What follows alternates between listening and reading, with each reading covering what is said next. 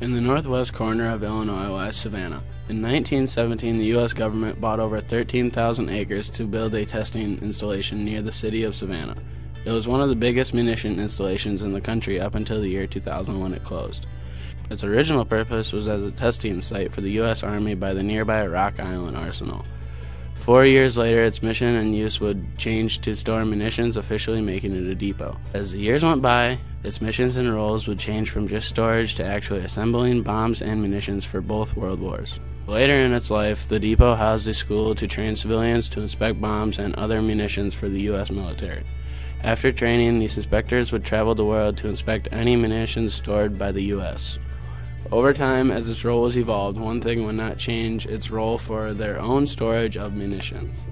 The Savanna Army Depot was a reason that the economy in surrounding towns thrived. It provided a great opportunity for jobs and also supplied the U.S. military with bombs and munitions.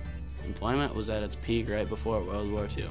The employment rate jumped from 143 to approximately 7,000 employees. Because there was such a growth in employment, they had even constructed new warehouses and a new power plant. After World War II, the employment rate began dropping rather quickly.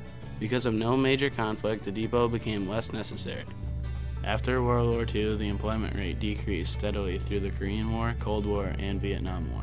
After the Vietnam War, the depot was down to a mere 244 employees. When I come back, then the Korean War was winding down, and they done a lot of cutting in the area for people, so then they said either go out the gate or could go on the guards. Well, the guards was the lowest paying position on the depot at that time. 20 years after the Cold War, the Savanna Army Depot was identified for closure by Congress in July 1995 under the Base Realignment and Closure Act. It then officially closed on March 18th of 2000. While the U.S. military fought in wars, Savanna continued to test munitions. As the years passed, the depot began to make some weapons of their own, but many of the bombs and munitions that were tested were from previous wars. When testing, the depot often used blanks to ensure that the weapons fired correctly. Much of the high explosive ordnance that was used was 105mm and 155mm shells. They also created many explosives containing TNT, which was considered highly dangerous to work around. It's not good for your health. They had to, the guy that worked in the plants with the TNT, after they worked on it a while, then they had, your skin had turned yellow and your hair had turned red from ingesting the TNT. There are several locations on the property that were used to burn chemical ordnance mixtures, and there are still plenty traces of it in the ground today. The depot had a good rate of production, and this was because the employees were divided into two groups. One was gang employees, where they would have one employee in charge and 7 or 8 would follow his orders. Had a gang boss and had a checker to take care of the book work and everything, keep track of the time. Savanna was home to the U.S. Army Defense Ammunition Center and School and the Quality Assurance Specialist Ammunition Surveillance, which is responsible for the training, testing, and safety of conventional ammunition. Being the only defense ammunition center in the United States, some employees tended to travel around the country. But what is frequently misunderstood is that the depot and the schools were different things. One of the functions of the depot was the training of Army units and field exercises. Many foreign countries could visit and take part in these training exercises. They also stored major amounts of supplies for the U.S. Army. The school was also very important because it trained many people to inspect and test bombs and munitions. Many times superiors may come from the schools to the depot to inspect their storage techniques. But also do a series of cyclical inspections of ammunition that's in storage to make sure it's not deteriorating, make sure it's still up to par. Although the school recommended a college degree for this class, it was not required. The school had taught a wide variety of subjects. 6 or 8 weeks of mathematics, and then conventional ammo was probably the longest course because that covers everything from little 22 rimfire shells for target practice up to big artillery shells and everything in between. Students did math first because they needed to make sure you were knowledgeable before you got more clearance. And you start out with the mathematics and the conventional ammunition because you have to have a top secret clearance before you can go to chemical and nuclear.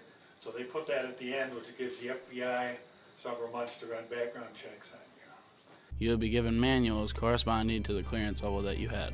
The school also had many different types of occupations assisting to make it function properly.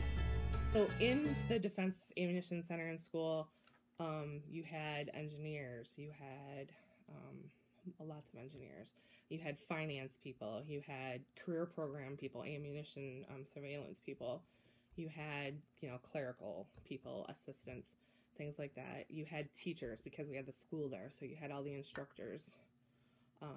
That was basically at the Defense Ammunition School. You had some technology people, all the computers and all the new things. All these occupations help teach the school, inspect weapons, and create new technologies.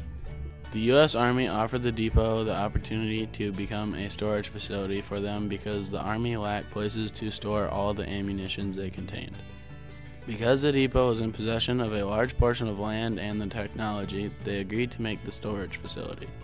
They continued to finish the facility to prepare for any future wars.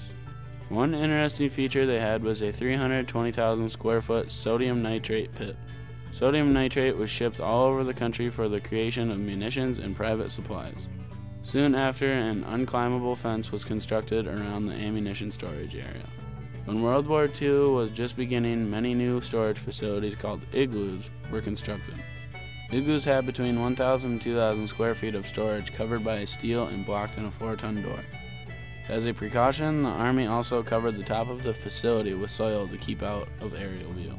The depot has handled, processed, and stored munitions, explosives, and industrial chemicals over the course of many wars. As you can see, the Savanna Army Depot had a lot more importance than just housing the bombs and munitions for both the world wars. The depot manufactured the weapons and the ammunition that was needed. It also supplied many jobs for women throughout the years as the wars continued. It all started in 1917 when the United States bought land for testing the bombs and munitions for the U.S. Army. The Savanna Army Depot had 2 schools. One school was to teach how to store and test munitions, and the other school was to dispatch the inspectors across the nation. The depot and both of the schools were important because they helped with the economy and safety of the United States.